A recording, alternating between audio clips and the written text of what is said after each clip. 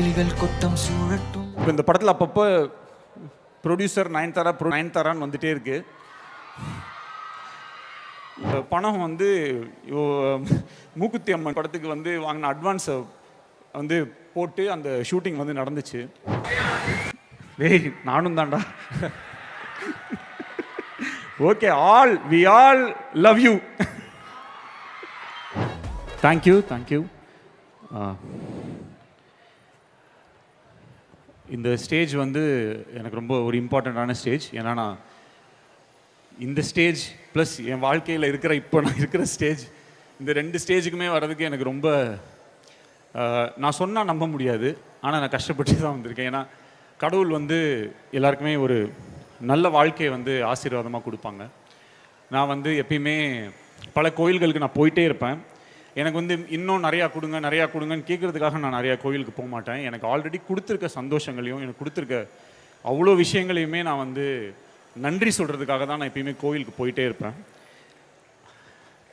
Maybe அதனாலேயோ என்னவோ தெரியாது, என்னுடைய கஷ்டமான டைம்ஸில் கூட எனக்கு நல்ல சாப்பாடும் நல்ல வீடும் நல்ல குடும்பமும் நல்ல ஒரு மனைவியும் நல்ல குழந்தைங்களும் நல்ல நண்பர்களும் நல்ல ஏடிஸும் எனக்கு ஒரு நல்ல டீமும், இவங்க எல்லாருமே என்னுடைய எவ்வளோ ஒரு டஃப் சுச்சுவேஷனாக இருந்தாலும் இவங்க எல்லாருமே எனக்கு நம்பி இருந்திருக்காங்க.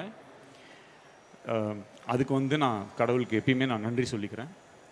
இவ்வளோ பெரிய ஸ்டேஜில் எனக்கு தனியாக நிற்கிறதுக்கு ஆக்சுவலாக நான் தனியாக நிற்கக்கூடாது.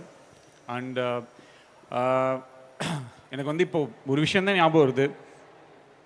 நான் வந்து ஒரு ஒரு ஒரு மிகப்பெரிய படம் ஒன்று பண்ணுற மாதிரி என் லைஃப்பில் அப்படி ஒரு வாய்ப்பு எனக்கு அமைஞ்சு, ஒரு கல்யாண மண்டபத்தில் வந்து ஒரு கல்யாணம் ஆகிறதுக்கு முன்னாடி பொண்ணு தாலி கட்டுறதுக்கு முன்னாடி எந்திரிச்சு போயிட்டாங்கன்னா அந்த பொண்ணுக்கு எப்படி கல்யாணம் ஆகிறது ரொம்ப கஷ்டமோ, அந்த மாதிரி ஒரு பெரிய ஃபிலிம் நடக்கிறது நேரத்தில் நிற்கும் போது அதுலேருந்து அதை டேக் ஆஃப் ஆகி இன்னொருத்தவங்களை நம்ப வைக்கிறது ரொம்ப கஷ்டம். அப்போ என்ன ஆகிடும்னா நம்ம காதில் விழுறது எல்லாமே ஒரே விஷயந்தான் இருக்கும். ஏதாவது சின்னதாக பண்ணுங்கள், சிம்பிளாக பண்ணுங்கள், காம்பேக்டாக பண்ணுங்கள், ஈஸியாக பண்ணுங்கள், அப்படி இப்படின்னு சொல்லி ஏதோ சொல்லிகிட்டே இருப்பாங்க. ஏன்னா அதை அவங்க இன்டைரக்டாக என்ன சொல்கிறாங்கன்னா, இல்லை நீ நம்மளை வந்து ஒரு மொக்க பீஸாக வந்து பார்க்குறாங்க அப்படின்றது வந்து சொல்லாமல் சொல்லிக்கிட்டே இருப்பாங்க. பட் அந்த நேரத்தில் அது வந்து ஃபஸ்ட்டு டைம் நம்ம அந்த மாதிரி எக்ஸ்பீரியன்ஸ் பண்ணுறதா இருந்தால் அது வேறு. பட் அதை பல தடவை நம்ம எக்ஸ்பீரியன்ஸ் பண்ணியிருந்தோம்னா, ஏன்னா நம்மளை இதே மாதிரி பல தடவை வந்து இது வேஸ்ட்டு இது, ஏன்னா நானும் ரவுடிதான் படமுமே வந்து அந்த படத்தை சென்சார் காப்பி எல்லாம் பார்த்ததுக்கப்புறமேல்ட்டு கூட யாருமே நல்லா இருக்குது இப்போ சூப்பராக இருக்குலாம் சொல்லலை. எனக்கு வந்து ஒரே ஒரு கனெக்ஷன் தான், அது வந்து எனக்கும் அந்த தியேட்டருக்குள்ளே வர அந்த ஆடியன்ஸுக்கும் இருக்கிற அந்த ஒரே ஒரு கனெக்ஷனை நம்பி வாழ்கிறவன் தான் நான். அந்த நாள் வந்து ஏப்ரல் 10, அந்த நாளுக்காக நான் வெயிட் பண்ணிகிட்ருக்கேன். என்னுடைய மொத்த நம்பிக்கை, என் கதை மேலே நான் வச்சுருக்கிற மொத்த நம்பிக்கை, ஒவ்வொரு நாளும் அந்த ஷூட்டிங்க்கு நான் போகும்போது எந்த நம்பிக்கையில் போவோம், இந்த இடத்த வந்து மக்கள் ரசிப்பாங்க, என்ஜாய் பண்ணுவாங்க அப்படின்ற அந்த மொத்த நம்பிக்கையுமே அந்த 10ஆம் தேதியிலேருந்து நடக்கும் அப்படின்றது என்னுடைய belief. I want to call, எனக்கு சில பேரை வந்து ஸ்டேஜில் என் கூட இங்கே நின்னாங்கன்னா சந்தோஷப்படுவேன். முதல்ல வந்து மயில் வாகனம், என்னுடைய மயில் சார் வந்து யாருன்னா ஆக்சுவலாக நான் முதல்ல நானும் லாடம்னு ஒரு படம் அசிஸ்டன்ட் டைரக்டராக ஒர்க் பண்ணேன். அந்த படத்தில் வந்து ஒர்க் பண்ணிட்டு இருக்கும்போது எனக்கு 150 ரூபா பேட்டா கொடுத்தாரு. அவர் தான் அதில் வந்து ப்ரொடக்ஷன் மேனேஜர். அப்போது 150 rupees பேட்டா கொடுக்கும்போது வவுச்சரில் வந்து 115 போட்டிருந்தது, கையில் 100 ரூபா தான் கொடுத்தாரு. என்னடா அது 150 ரூபா போட்டுட்டு கையில் 100 ரூபா கொடுக்குறாரு அப்படின்னு யோசித்தேன். அப்போவே டிசைட் பண்ணிட்டேன், நாளைக்கு படம் ப்ரொடியூஸ் பண்ணால் இவரை கூட வச்சுக்கணும். ஸோ அப்போ வந்து என்கிட்ட ஒரு ஹேபிட் இருக்குது, என் ஃபோனில் வந்து நான் சில பேரை வந்து ஒரு சில நேம்ஸாக சேவ் பண்ணி வைப்பேன். அது வந்து ஃப்யூச்சரில் வந்து அதே மாதிரி நடக்கும். அது வந்து என்னுடைய மேனிஃபெஸ்டேஷன், என்னுடைய பிலீஃப். சொன்னால் நம்ப முடியாது. அன்றைக்கி என்கிட்ட கொடுக்கும்போது அவர் நம்பர் வந்து மயில் வாகனம் ப்ரொடியூசர்னு சேவ் பண்ணி வச்சுருந்தேன். இன்றைக்கி ரவுடி பிக்சர்ஸில் அவர் தான் ஆக்சுவலாக ப்ரொடியூசர். நாளைக்கு ஏதாவது கடன் ஆச்சுன்னா அவர் தான் கட்டணும். ஸோ மயில் சார், அப்புறம் குபேர் எனக்கு வந்து எனக்கு ஒரு சொந்த தம்பி இருந்திருந்தா கூட, ப்ளீஸ் மியூசிக் வேண்டாம் ப்ளீஸ் விட்டுருங்க. குபேர் எக்கோ அடிக்குது. குபேர் ப்ளீஸ் குயிக்காக முடிச்சிடுறேன். எனக்கு ஒரு சொந்த பிரதர் இருந்திருந்தா கூட என் ப்ரெஷர் தாங்காமல் நேரம் ஓடி இருப்பாங்க, இல்லைனா நான் சாப்பிட்ற ஃபுட்டில் சுகர் போட்டிருப்பாங்க. ஏன்னா இது வந்து ஈஸியாக இருந்தது கிடையாது. இந்த படம் எடுக்கிறதுக்கு வந்து இந்த இந்த புஸ்வானம் முடியட்டும்.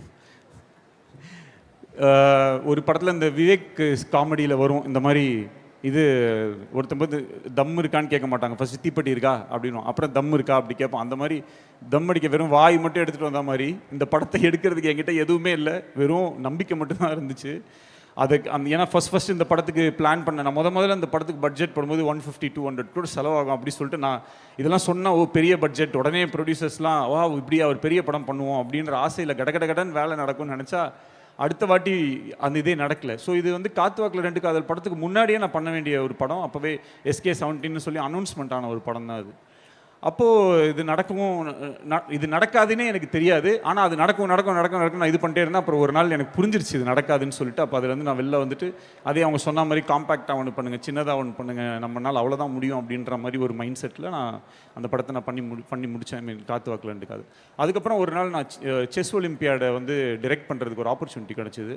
அந்த செஸ் ஒலிம்பியாடை நான் பண்ணும்போது ஒரு சின்ன விஷன், ஏன்னா நான் LIKல வந்து நான் இது வச்சுருந்தேன், அது என்ன இந்த நேப்பியர் பிரிட்ஜுக்கு வந்து பெயிண்ட் பண்ணலாம். ஏன்னா நெக்ஸ்ட் டே வந்து சீஃப் மினிஸ்டரும் AR ரஹ்மான் சாரும் சேர்ந்து ஒரு பாட்டில் டான்ஸ் பண்ணுறாங்க, அந்த சாங்கில் பெர்ஃபார்ம் பண்ண போகிறாங்கன்னு சொன்னோடனே இது எங்கே ஷூட் பண்ணலாம் அப்படின்னு நினைக்கும் போது நேப்பியர் பாலத்தில் வந்து இதை பண்ணால் நல்லாயிருக்கும் அப்படின்னு எனக்கு தோணுச்சு.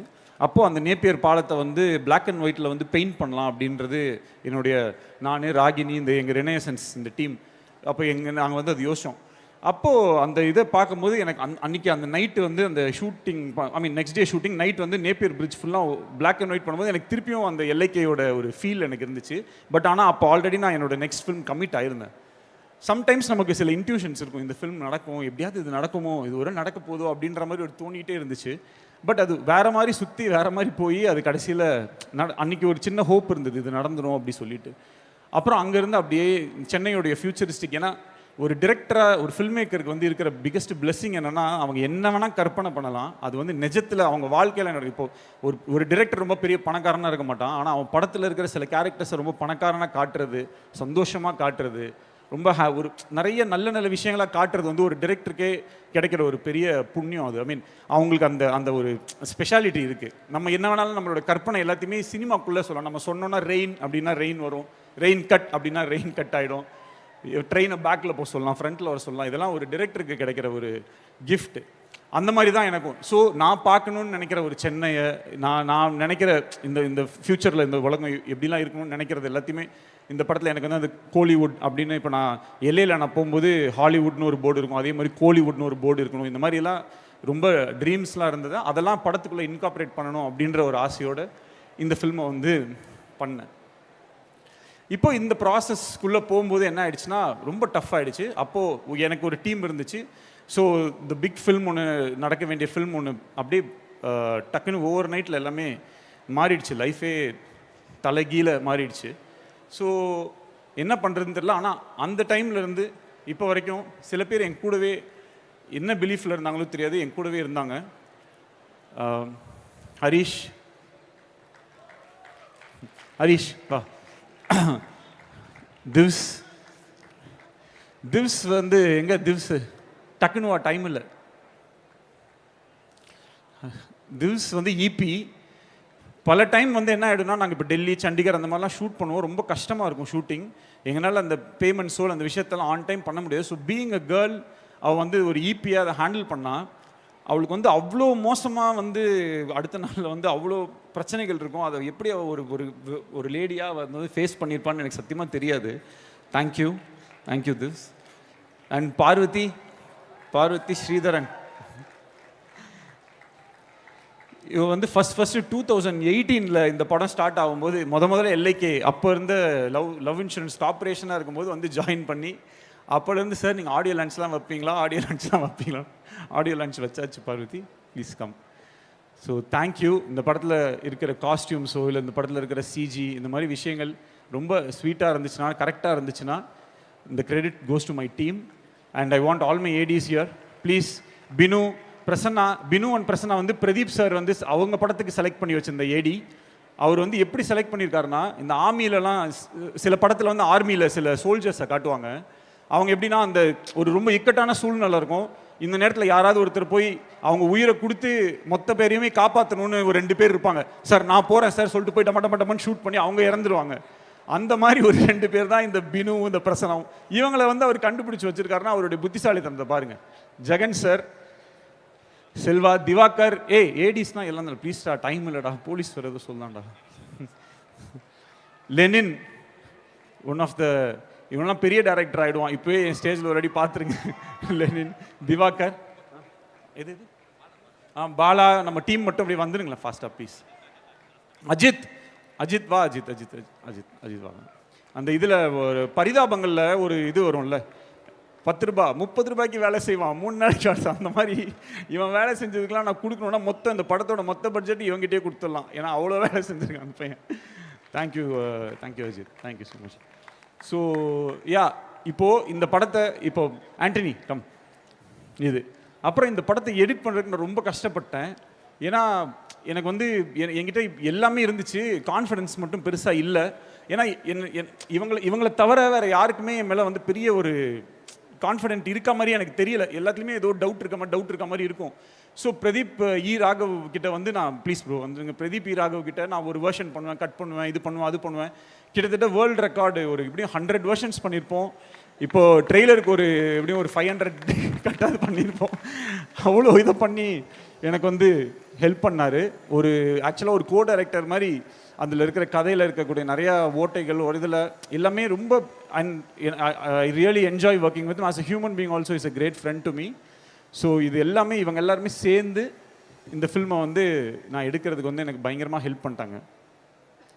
ஒரு நாள் பிரதீப் பிரதருக்கு வந்து நான் மெசேஜ் பண்ணேன், இந்த மாதிரி நான் உங்களை மீட் பண்ணணும் பிரதர், நான் கதை சொல்லணும் பிரதர்னு சொன்னேன். ஓகே அப்படின்னு சொன்னார். அப்போ போயிட்டு நான் சொல்லும்போது அவருக்கு வந்து ஸ்கிரிப்ட் ரொம்ப பிடிச்சிருந்துச்சு. அதுலேருந்து எண்ணி 2வது நாள் சொல்லிட்டாரு. அதுக்கப்புறம் ஓகே அப்படின்னு சொல்லிட்டு ஆரம்பிச்சிட்டோம். அப்போ ப்ரொடியூசர்ஸ் இந்த மாதிரி விஷயங்கள்லாம் செட் ஆகலை. அப்போது ஒரு பர்டிகுலர் ப்ரொடக்ஷனில் பேசியிருந்தோம். அங்கே வந்து பயங்கரமான பட்ஜெட், பெரிய பட்ஜெட் சொல்லி என்னடா டிலே ஆகிட்டே போகுது. ஏன்னா ஆல்ரெடி அந்த ஃபிலிம் வேறு நடக்கலை, என்னடா இது அப்படின்னு சொல்லி எனக்கு ரொம்ப கஷ்டமாயிடுச்சு. அதுக்கப்புறம் அங்கேருந்து மூவ் பண்ணி எப்படியோ கொண்டாந்து அவரை வந்து எப்படியோ கன்வின்ஸ் பண்ணி இது பண்ணும்போது நேராக ஒரு நாள் என்ன ஆயிடுச்சுன்னா, இந்த படம் நடக்குமா நடக்காதான்னு ஆகும்போது வேற ஒரு ஃபிலிம் இப்படிலாம் சில விஷயங்கள் வந்துச்சு. ஆனால் எனக்காக அவருக்கு வந்து அந்த டைமில் ஒரு மிகப்பெரிய ஆப்பர்ச்சுனிட்டி கிடச்சிது டு டிரெக்ட் அ ஃபிலிம். அவ்வளோ ஆப்பர்ச்சுனிட்டிஸ் கிடைச்சும் அவர் கொடுத்த அந்த ஒரு வேர்டுக்காகவும் எனக்காகவும் ரொம்ப இந்த ஒரு டஃப் சுச்சுவேஷனில் நீங்கள் நின்னதுக்காக lifetime I am grateful to you Pradeep and I love you. அதோடு நிறுத்தாமல் நீங்கள் இந்த படத்தில் நடித்த விதம், அதில் ஒரே ஒரு விஷயம் வந்து என்னென்னா, அந்த நம்ம டெல்லியில் நாங்கள் ஷூட் பண்ணிகிட்டு இருந்தோம், இன்டர்வல் சீக்வன்ஸ் எடுத்துகிட்டு இருக்கோம்.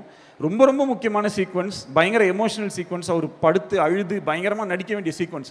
அந்த சீக்வன்ஸ் எடுத்துகிட்டு இருக்கும்போது எங்களுக்கு அங்கே சுற்றி வந்து என்னென்னா ஃபுல்லாக டெல்லி அவங்க ஆளுங்கெல்லாம் வந்து பயங்கரமாக அடுத்த ஆளுங்க வந்துட்டாங்க. அங்கே வேறு செட்டு போடுறதுக்கு வந்துட்டாங்க. அவங்கெல்லாம் கத்துறாங்க, சண்டை போடுறாங்க. அப்போ இந்த திவ்ஸு இங்கே என் டீம் எல்லாம் போய் அங்கே சண்டை போட்டுட்டு இருக்காங்க. பயங்கரமாக ப்ளீஸ் சார்னு கெஞ்சுறாங்க. இவங்க காலெல்லாம் விழுறாங்க. அந்தளவுக்கு அங்கே ஒரு இது போயிட்டுருக்கு. இங்கே வந்து நான் கேமரா வச்சு நான் எடின்னு சொல்கிறேன். அங்கே இடத்துல வேறு எந்த ஆக்டராக இருந்தாலும் எனக்கு கொஞ்சம் இல்லை, எனக்கு கான்சென்ட்ரேட் பண்ணணும், இல்லை இப்படி இருக்குது அப்படி இருக்குன்னு சொல்லுவாங்க. ஆனால் அந்த சுச்சுவேஷனை பயங்கரமாக புரிஞ்சுக்கிட்டு அத்தனை டேக்ஸ் அவர் நடித்தார். அவர் திருப்பி அவர் பண்ணிகிட்டே இருந்தார். ப்ரோ பண்ணிடலாம் ப்ரோ. அந்த இடத்துல பிரதீப் வந்து நாட் ஜஸ்ட் அ ஹீரோ, அந்த இடத்துல ஒரு டிரெக்டராக என்னோட பெயினோ அந்த இடத்துக்கு நம்ம என்ன கஷ்டப்பட்டுருப்போன்றதை இது பண்ணி அவர் நடித்த விதம், அந்த சீக்வன்ஸ் நான் இப்போ வரைக்கும் நான் அந்த இன்டர்வல் சீக்வன்ஸை நான் வந்து பார்க்கும்போது எல்லாமே எவ்ரி டைம் எனக்கு ஞாபகம் வரதெல்லாம், இந்த மனுஷன் வந்து அந்த இப்படி ஒரு சுச்சுவேஷனில் இப்படி ஒரு நடிப்பை கொடுத்துருக்கானா, இவன் எப்படிப்பட்ட சுச்சுவேஷனில் வேணாலும் என்ன மாதிரி ஒரு நடிப்பு வேணாலும் கொடுக்க முடியும். He is a gifted, very gifted, blessed and a highly talented writer, director and an actor. He is the best. எனக்கு தெரிஞ்சு நிறையா ஹெல்ப் எடுத்திருக்கேன் நான் பிரதீப் கிட்ட இருந்து. நான் நிறைய லேர்ன் பண்ணியிருக்கேன், என்னை நிறைய ரிஃபைன் பண்ணியிருக்கேன். எனக்குன்னு நான் ஒரு ஜோனில் இருப்பேன். பல்ஸில் வந்து பிரதீப் இஸ் இன் பல்ஸ். நான் மேபி கொஞ்சம் அங்கங்கே எனக்கு கொஞ்சம் சில விஷயங்கள் நான் வந்து எக்ஸ்பெரிமெண்டல், இந்த மோர் ஆஃப் இது வரலையா அப்போ இது நம்ம பண்ணுவோம் அப்படின்ற ஒரு ஏரியாக்குள்ளே நான் போயிடுவேன். ஸோ இதெல்லாம் வச்சு ஓவராலாக இந்த படத்தை அவர் வச்சு எடுத்தது மிகப்பெரிய சந்தோஷம். அண்ட் அனி சார், அனிருத், அனி ப்ரோ, எனக்கு என்ன ஒரே ஒரு விஷயம்னா, நான் எப்போ ஏதாவது எமோஷ்னலாக பேசிடுவேன், ஏதாவது பேசிடுவேன்றதுலேயே அவர் பயந்து நான் எப்போ காம்ப்ளிமெண்ட் கொடுத்தாலுமே அதை அவர் எடுத்துக்க மாட்டார். பட் அவர் அப்படி இருந்தாலும் நான் அதை வந்து பெருசாக கண்டுக்க மாட்டேன், நான் சொல்கிறத சொல்லிடுவேன். ஒரு வாட்டி நானும் ரவுடிதானோட என்ஆர்டி இஷ்யூ இது எனக்கு வந்து பாண்டிச்சேரியில் இந்த படம் எடுக்கணுன்றது என்னுடைய ஆசை. ஆனால் அன்றைக்கி டேட்டில் பாண்டிச்சேரிக்கு போய் ஒரு 4-5 நாள் ஸ்பெண்ட் பண்ணுறது கூட என்கிட்ட வந்து காசு இல்லை. அப்போ அன்னிக்கிட்ட தான் நான் சொன்னேன், தலை நான் வந்து இந்த மாதிரி பாண்டி போகிறேன், போயிட்டு இந்த கதையை மட்டும் நான் ப்ரிப்பேர் பண்ணிட்டு வந்துடுறேன் அப்படின்னு நான் சொன்னேன். சொல்லிவிட்டு அப்போ ஆக்சுவலாக எவ்வளோ 200-250 ருபீஸ் இருந்தது பஸ்ஸில் போகிறதுக்கு வச்சுருந்தேன், அவ்வளோதான் இருந்துச்சு. அப்போது நான் போயிட்டேன் பஸ்ஸில் போயிட்டேன். அப்போது எனக்கு வந்து ஒரே மெசேஜ் மட்டும் அனுப்புகிறாரு, இந்த மாதிரி Vicky inside your bag 50K I have kept அப்படின்னு சொல்லி அனுப்பிச்சாரு. அன்னி உங்களுக்கு ஞாபகம் இருக்காங்க சார், அன்றைக்கி வந்து 50,000 ரூபாய் பணத்தை எனக்கே தெரியாமல் என் பேக்கில் வந்து வச்சுட்டாரு. அப்போது அந்த பஸ்ஸு எல்லாம் போயிட்டு இருக்கும்போது அந்த பஸ்ஸு கம்பி ஃபுல்லாக வந்து என் டிஎஸ் இருந்துச்சு. என்னால் அந்த மொமெண்ட்டை லைஃப்பில் மறக்க முடியாது. அவரோட மியூசிக் மட்டும் கிடையாது, எனக்கு அனி ஆஸ் அ பர்சன் வந்து எனக்கு ஒரு பெரிய கிஃப்ட். அதுக்கப்புறம் அந்த work music I am so fortunate, எவ்வளோ டிரெக்டர்ஸ் எவ்வளோ ஹீரோஸ் அவரோட வந்து ஒர்க் பண்ணணுன்றது அவங்களுடைய ட்ரீமாக இருக்கும்போது, ஆனால் எனக்கு வந்து அந்த ஆப்பர்ச்சுனிட்டி எவ்ரி டைம் வந்து கிடைக்குது அப்படின்றது எனக்கு ஒரு பெரிய சந்தோஷம். தேங்க்யூ அனி, thank you for this. So yeah, இப்போ இது எல்லாமே ஓகே. இப்போ இந்த படத்தில் அப்பப்போ ப்ரொடியூசர் நயன்தாரான்னு வந்துட்டே இருக்கு. நாங்கள் மலேசியாவுக்கு ஷூட்டிங் போனோம், அங்கே எல்லாமே ரெடி, எல்லாமே நான் பை குட்வில்ல நம்ம பேசியாச்சு. ஆனால் அங்கே இப்போ போகிறதுக்கு சில அட்வான்ஸஸ் சிலலாம் பே பண்ணணும். அப்போது மார்க்கெட் வந்து கிராஷ், டோட்டலாக ஓடிடி மார்க்கெட்டுன்றது கிராஷ் ஆகிடுச்சு. ஸோ ஓவரால் பட்ஜெட்டை ரீஒர்க் பண்ணணும்னு சொல்கிறாங்க. சொல்லும்போது நம்ம ட்ரீம் வச்சுருப்போம் இல்லையா, இவங்க தான் இந்த படத்தை நடிக்கணும், இவங்க தான் இந்த படத்தை எடுக்கணும் அப்படின்றது நம்மளுடைய ட்ரீம். அப்போது திடீர்னு அந்த விஷயம் எல்லாத்தையும் நீ கட் பண்ணுங்கன்னா எனக்கு வந்து இந்த படத்தில் ஒரு ஃப்ரேமை கூட நான் நினச்ச மாதிரி எடுக்காமல் நான் போக மாட்டேன்றதில் நான் உறுதி ஆகிட்டேன். அப்போ எனக்கு என்ன பண்ணணும்னு தெரியல, ஷூட்டிங் எப்படியே நடந்தே ஆகணும்னு நான் இருந்தேன். அப்போ குபேர் கிட்ட தான் சொன்னேன், என்ன பண்ணுது, இல்லை வரல, இந்த ஷூட்டிங் இந்த ஸ்கெடியூல் தள்ளி தான் பண்ணணும் அப்படின்ற மாதிரி அவரும் சொல்லிட்டாரு. ஸோ என்ன பண்ணணும்னு எனக்கு தெரியல. அப்புறம் சரி நடக்காதுன்ற மாதிரி இருந்து திடீர்னு ஓகே டிக்கெட் போட்டாச்சு, போயிடலான்னொடனே மலேசியாவுக்கு போயிட்டோம். மலேசியாவில் போய் ஷூட்டிங் நடந்துடுச்சு. மலேசியாவில் இருக்கும்போது தான் எனக்கு வந்து தெரியும், அந்த பணம் வந்து மூக்குத்தி அம்மன் படத்துக்கு வந்து வாங்கின அட்வான்ஸை வந்து போட்டு அந்த ஷூட்டிங் வந்து நடந்துச்சு. அந்த மாதிரி ஒரு ஒய்ஃப் அண்ட் ஒரு சப்போர்ட். ஒய்ஃப்னா ஆக்சுவலாக நயன்தாராக்கு வந்து இந்த ஆடியோ லான்ச் இந்த மாதிரி விஷயங்கள்லாம் அவங்க வரமாட்டாங்க. இந்த மாதிரி ஒரு விஷயம் எல்லாமே இருக்குது. பட் இந்த ஆடியோ லான்ச்சை வந்து இங்கே உட்காந்து 2 நாளைக்கு முன்னாடி இங்கே வந்து கண்டக்ட்லாம் பண்ணி எல்லாமே பண்ணி இந்த அளவுக்கு இதை வந்து செட் பண்ணி இப்போ வந்து ஏதோ எங்கே உட்காந்துட்டு இருக்காங்கன்னு தெரில. ஆக்சுவலாக ஏதோ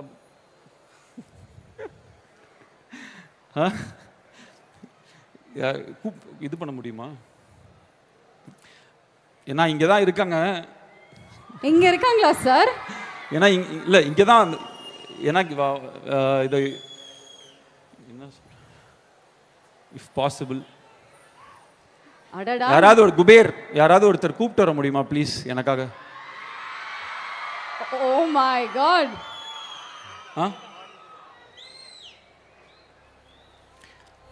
ஒரு ஒய்ஃபா ஒரு ப்ரொடியூசரா நடிகை நயன்தாராவை ஆடியோ லான்ச் கூப்பிட்டு வரது என்னால் முடியாது, என்னால் அதை அஃபோர்டும் பண்ண முடியாது. பட் ஐ டோன்ட் நோ இதுக்கு நான் என்ன சொல்லணுன்றது எனக்கு தெரியாது. சார் எங்களுக்கே படபடன்னு இருக்கு சார். நோ இல்லை, எஸ்கேப் ஆகிருக்காங்களான்னு தெரில. சம்டைம்ஸ் ஸ்டார்ட் ஆனதுக்கப்புறம் கிளம்பி ஏதாவது ஒன்று பண்ணுவா. இதுக்கு என்ன பண்ண போகிறாங்கன்னு தெரில.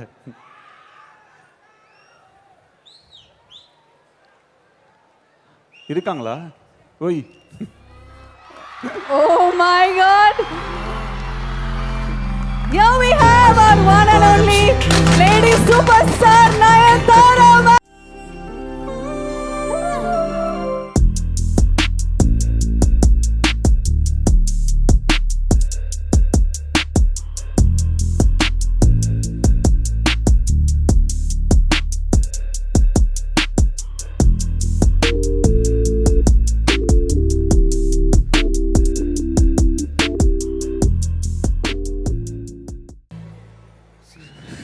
Thank you ma'am.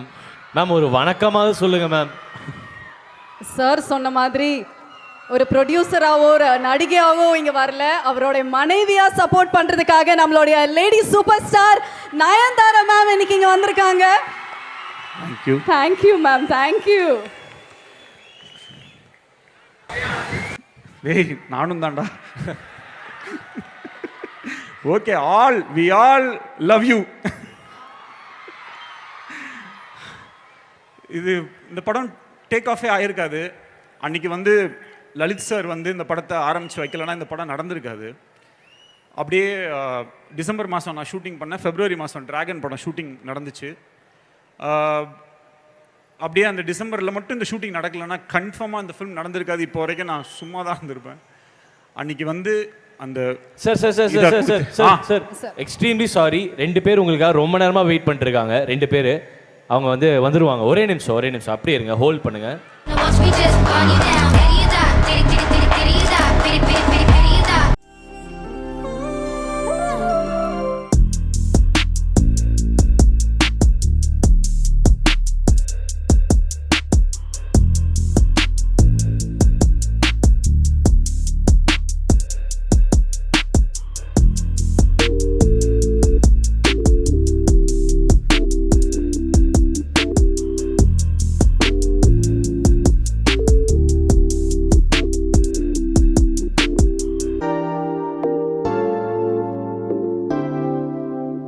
இங்கே கூப்பிட்டு வந்துட்டாங்களோன்னு நினச்சி பயந்து.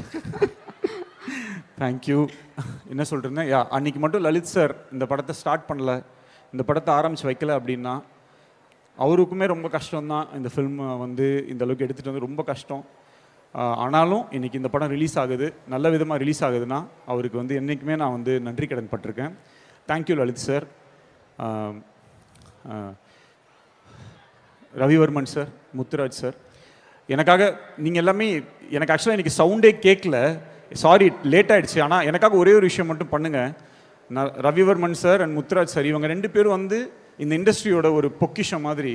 அவங்களுக்காக ஒரே ஒரு வாட்டி நீங்கள் எல்லாருமே கிளாப் பண்ணிங்கன்னா நான் ரொம்ப சந்தோஷப்படுவேன்.